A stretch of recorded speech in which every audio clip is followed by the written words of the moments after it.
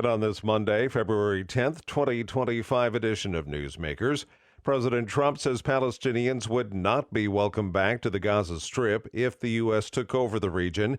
In an interview with Fox News' Bret Baier, the president says that area would be uninhabitable and referred to it being a demolition site.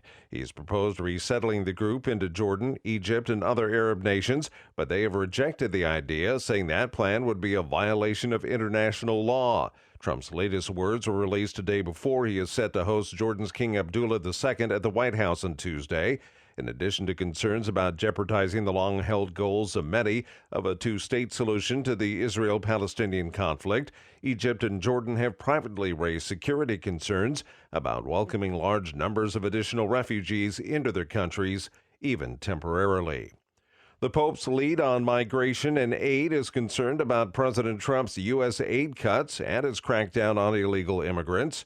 Karen Chamas reports. Pope Francis's point man on migration and development has said vital church-run aid programs are being jeopardized by the planned gutting of USAID. Cardinal Mike Czerny heads the Vatican office responsible for migrants, the environment, the church's Caritas Internationalis charity, and development. In an interview with the Associated Press, Czerny said, "Every government is qualified to review its budget.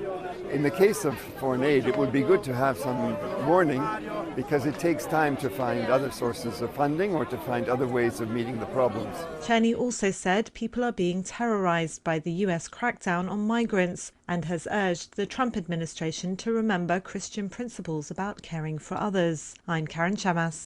In addition to putting a freeze on USAID, President Trump is also calling for a review of taxpayer funding that goes to charities.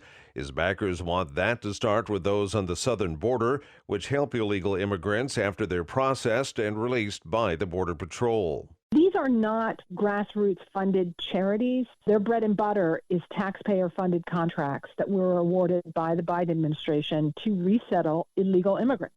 That's Jessica Vaughn with the Center for Immigration Studies. Republicans in Texas have tried and failed to shut down the Annunciation House at El Paso, which is linked to the Catholic Church. State Attorney General Ken Paxton called it a stash house for its role in providing housing. His lawsuit is pending before the state Supreme Court. A bill being considered in the Idaho legislature would require the Bible to be read every day in public schools. Teachers would have to use the King James or New King James versions of the Bible for the reading at the start of each school day. School districts would be required to organize the selections so that over 10 years the entire Bible would be read. Teachers could opt out, but someone else would have to do the reading. Parents could have students opt out with written permission. The bill remains in committee. And that's Newsmakers for this Monday, February 10th, 2025 edition.